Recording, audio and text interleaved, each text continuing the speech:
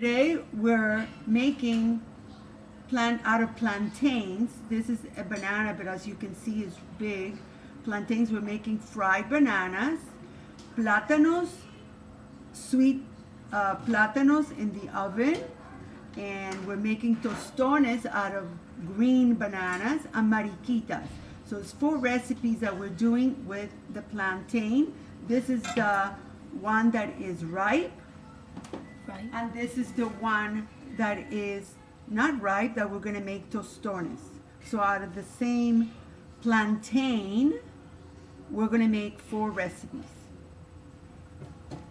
So now we're going to put the oil in the pan. No measurements. Just put oil. You just have to know with your heart. From your Just heart. put oil so you can fry them. And as the oil starts heating up, you can have your bananas. The blacker the banana is, the darker, the better. The sweeter the banana will be when you fry them.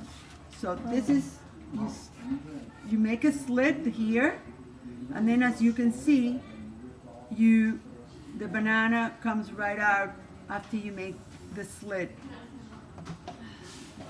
Okay, so the banana we're going to slice. To make the fried bananas, the sweet fried bananas, you cut them in an angle. You cut them all, no, don't put them in yet. In an angle. Some kind of an angle. They're not round, in an angle. Now this, don't try this recipe with your regular bananas that you eat. These are special bananas and they're called plantains. I have a question, Grandma. Is there any reason that you guys made this recipe a lot? Were bananas common or easy to buy? In Cuba, where I grew up, I was born and grew up in Cuba, we like a lot of sweet things. So this was a very normal food to have at dinner, and people ate them also after you fry them, and they're very sweet. I'm going to start putting them in the oil to fry them. You test the oil.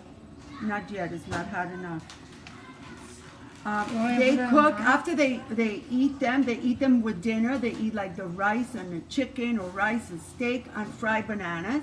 If it's left over, they also like to cut them all up and make an omelet. It's delicious, an omelet made with the eggs and the bananas.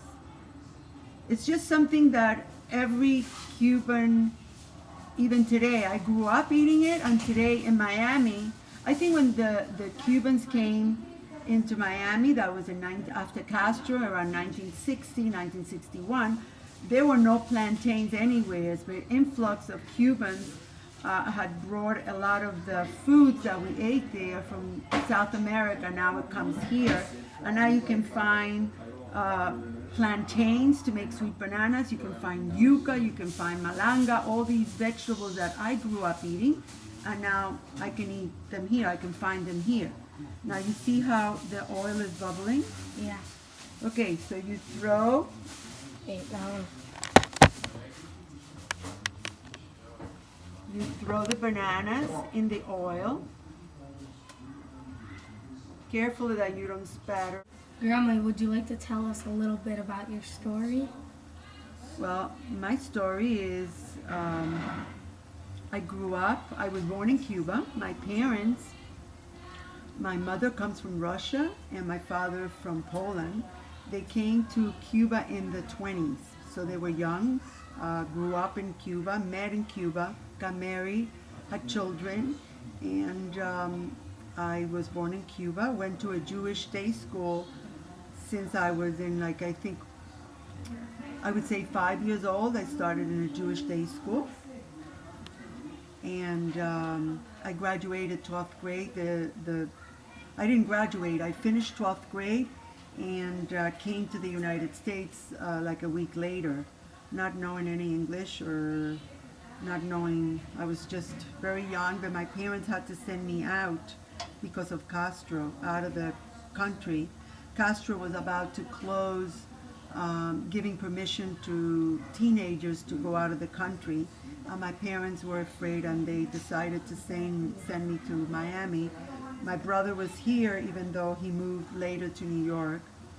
And I came under the auspices, or I was watched over since I was I was only 16, by HIAS, the Hebrew Immigration Aid Society, which is one of the agencies that the all the federations give money to. So I was watched over them, and I couldn't make a move going anywhere without them giving me permission.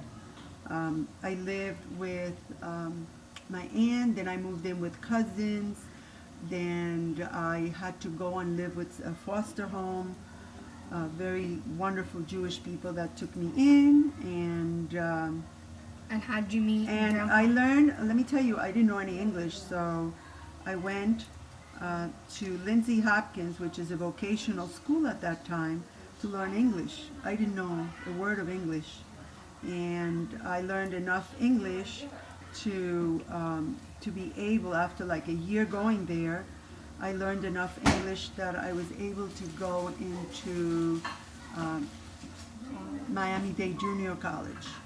So I started Miami-Dade Junior College studying to be a junior accountant. And that's where I went for 2 years, to Miami-Dade Junior College. The funny, I believe in fate, and the girl that at the foster home, her name is Deli. She was wonderful, and her parents were wonderful to me. She introduced me. She didn't introduce me. I had a blind date with Michael. She went out with him before, and then I had a blind date with him, and I guess we both, little by little, fell in love and got married 6 months later. So as you can see, that's fate. All right, look, put the camera down, and you're gonna see how the You could bananas. put it, like, to the camera.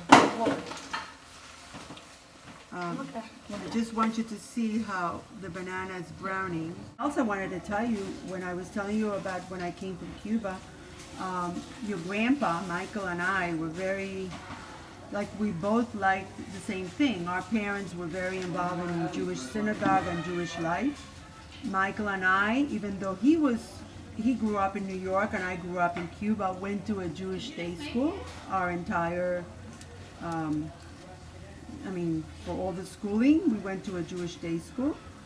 And as I said, my mom used to be very active in Hadassah and Witzo, and his mom also was very active. So we both grew up in different places, but with the same kind of Jewish life. And that's what we wanted it for our kids, and that's how when it was time for Jeffrey, my oldest, to go to a Jewish day school, we decided to help start, you see, because they're wet, so you gotta be careful. We helped start Hillel Community Day School, because we both wanted a Jewish day school for our children. And you got married? I got married when I got engaged when I was 18, got married when I was 19, and my parents could not come out of Cuba, neither did my sister. So Michael's parents, my in-laws, Samuel and Henrietta Sheck, I think you see their names in the school, are the ones that made the wedding. And my brother came from New York, and he gave me away since my father wasn't here. Neither one of my parents nor my sister was here. And my parents and my sister came, they were able to enter the United States 4 days before Jeffrey was born. Hi, Daddy. Jeffrey Sheck. He was born September 19th. My parents arrived September 15th. And I came in 61, so it was almost 4 years that I did not see them. And so it was a very touching moment. when I went to the airport, I was like 9 months pregnant, very big, with a very big belly. Did not recognize me. And it was a very emotional time for me.